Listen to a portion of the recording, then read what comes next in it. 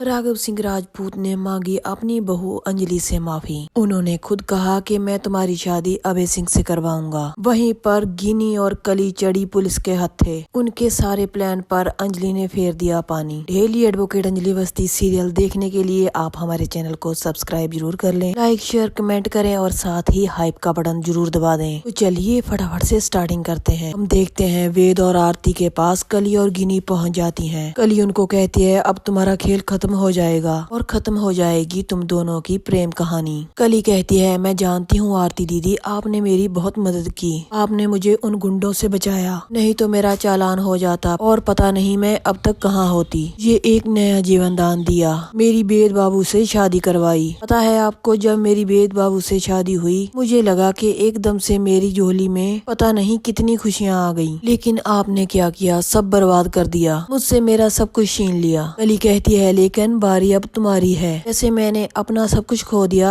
वैसे ही अब तुम खो दोगी और समा जाओगी गंगा मैया की कोख में। जैसे हर बार बच जाती हो इस बार नहीं बचोगी, अब तुम्हारा मरना तय है। कली गुंडों को कहती है मार दो इसे। जब एक गुंडा आरती पर गोली चलाने वाला होता है तभी वहाँ पर अंजलि बेस बदल कर आ जाती है और उस गुंडे को मार देती है और अपनी बेटी की जान बचा लेती है। अंजलि को देखकर गिनी और कली की आंखें फटी की फटी रह जाती हैं। भी वहाँ पर एसीपी सर आते हैं। गिनी और कली को कहते हैं चलिए अब। वो उन दोनों को पकड़कर ले जाते हैं। अंजलि आरती को कहती है मुझे पता है तुम मुझसे नफरत करती हो, मेरी तरफ तुम देखना भी नहीं चाहती, मगर यकीन मानो मैंने हमेशा तुम्हारा भला चाहा है। वो क्या है ना, मैं एक माँ हूँ, हम दोनों के बीच नारी होने का संबंध है। अंजलि वेद को कहती है जे अभी नहीं समझ पाएगी, लेकिन एक दिन ऐसा जरूर आएगा जब जे समझ जाएगी। एक दिन ऐसा आएगा जब जे अपनी माँ को ढूंढेगी। मगर आरती अभी भी अपनी माँ को नहीं समझ पाती। वो कहती है मुझे पता है माँ, तुम अभय सिंह राजपूत के साथ जहाँ पर आई हो मुझे सब कुछ पता है, मैंने अपनी आंखों से देखा है तुम लोगों का नाजायज रिश्ता।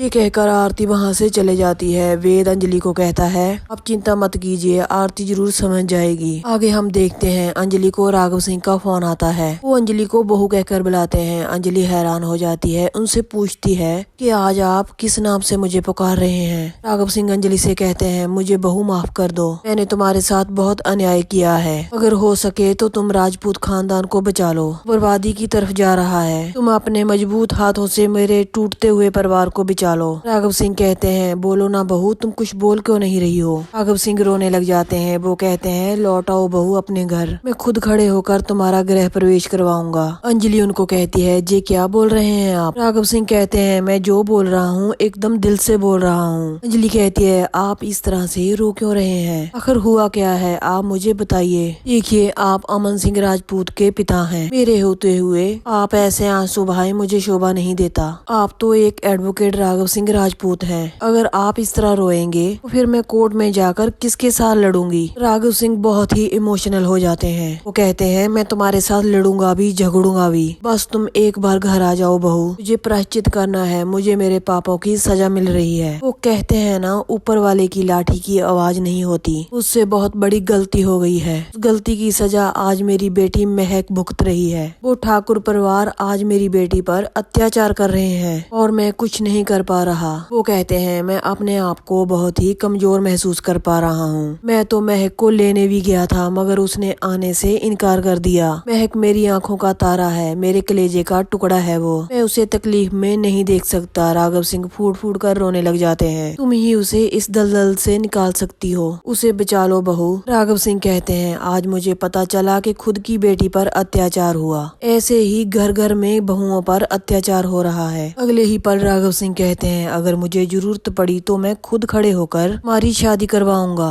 अंजलि कहती है जे क्या बोल रहे हैं आप। राघव सिंह कहते हैं क्यों तुम शादी नहीं करोगी, मेरा बेटा अभय सिंह तुमसे प्यार करता है, तुम्हें भी जीने का अधिकार है। अभय और वेद ने एकदम सही कहा था, तुम्हें भी जीने का अधिकार है, उसके लिए तुम्हें किसी के प्यार की किसी के सहारे की जरूरत है बहू। अंजलि अपने मुंह से राघव सिंह को पापा कहती है। ये सुनकर राघव सिंह कहते हैं बहू तुमने मुझे पापा कहा। अंजलि कहती है मैं वापस तो जरूर आऊंगी, मगर अमन सिंह राजपूत की विधवा बनकर। घर की बहू तो जरूर हूँ मगर विधवा बहू हूँ, मुझे किसी और की जरूरत नहीं है। रही बात महक की, किसी भी घर में किसी भी बहू पर अत्याचार नहीं होगा। ये एक एडवोकेट अंजलि अवस्थी कह रही है। जब मैंने अपनी बेटी को बचाया है आपकी बेटी को भी जरूर बचाऊंगी मैं। हर हर बेटी को जिंदगी जीने का अपने हिसाब से अधिकार है। अंजलि कहती है युवराज सिंह और चंद्रभान सिंह से कह दीजिए कि मेरी बहू एडवोकेट अंजलि अवस्थी वापस आ रही है। अंजलि फोन काट देती है। तभी वहाँ पर साधिका आ जाती है और कहती है 100 चूहे खाकर बिल्ली हज को चली। क्या करेगी अंजलि यहाँ पर आकर? क्या आप उसकी शादी अबे से करवाएंगे? लोग क्या कहेंगे? हंसेंगे हम पर। लोग हम पर उंगली उठाएंगे और कहेंगे इस घर में बुरे काम होते हैं और बुरे लोग रहते हैं। साधिका कहती है कुछ तो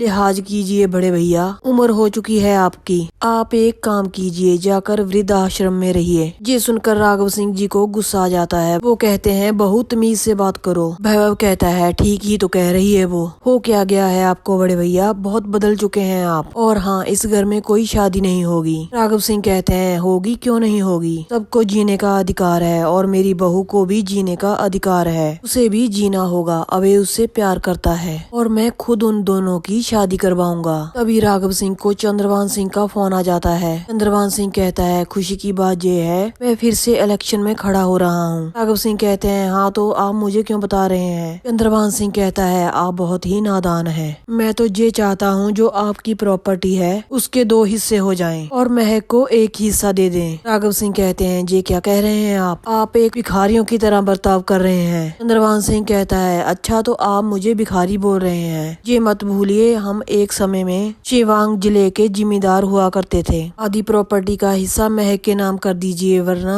राघव सिंह कहते हैं वरना आप क्या करोगे? चंद्रभान सिंह कहता है महक का तो नहीं पता लेकिन उसकी चिता की महक जो है वो आप तक जरूर पहुंचेगी। ये कहकर चंद्रभान सिंह फोन काट देता है। राघव सिंह कहते हैं मुझे धमकी दे रहा है। मुझे सिर्फ एक ही इंसान बचा सकता है और वो है मेरी बहू। देखना कैसे दशभुजा बनकर आएगी वो, माता रानी का रूप लेकर आएगी वो। आगे हम देखते हैं गिनी और कली को एसीपी सर लेकर जा रहे होते हैं। गिनी एसीपी सर को कहती है क्या मैं एक फोन कर सकती हूँ? एसीपी सर अपना फोन उसे दे देते हैं। गिनी दामोदर को फोन लगाती है और कहती है मुझे जहाँ पर गिरफ्तार कर लिया गया है आप मुझे जहाँ से छुड़वा दीजिए। मेरी शादी आपके साथ होने वाली है। आपकी होने वाली बीवी हूँ मैं। आपका फर्ज बनता है कि आप मेरी इज्जत बचाएं। मेरी बहुत सी उम्मीदें हैं। मुझे आपके साथ शादी करनी है। मुझे बंगाली बहू बनना है। आपके हाथों से मुझे मांग में सिंदूर लगाना है। मुझे आपकी दुल्हन बनना है। दामोदर मुझे छुड़वाइए जहाँ से और मुझे उस अभय सिंह को बर्बाद करना है। गिनी कहती है उस अंजलि अवस्थी ने सारे प्लान पर हमारे पानी फेर दिया है। मैं उसको भी नहीं छोड़ूंगी। एसीपी सर कहते हैं चलिए अब फोन बंद करिए और चलिए हमारे साथ। गिनी फोन काट देती है और पुलिस कली और गिनी को वहाँ से ले जाती है। तो यहीं पर दोस्तों इस इंटरेस्टिंग से एपिसोड का एंड हो जाता है। कल के एपिसोड में आप देखेंगे अंजलि महक को वहाँ से छुड़वा पाएगी। अभय सिंह ने कहा कि मैं पूरी बस्ती अगर चाहो तो मैं तुम्हें खरीद कर दे सकता हूँ। अंजलि उनसे पूछती है कि क्या तुम सच कह रहे हो? अंजलि अभय सिंह से कहती है तो आप शादी की तैयारियां कीजिए। इस धमाकेदार एपिसोड की नेक्स्ट अपडेट लेकर हाजिर होंगे तो कल मिलते हैं।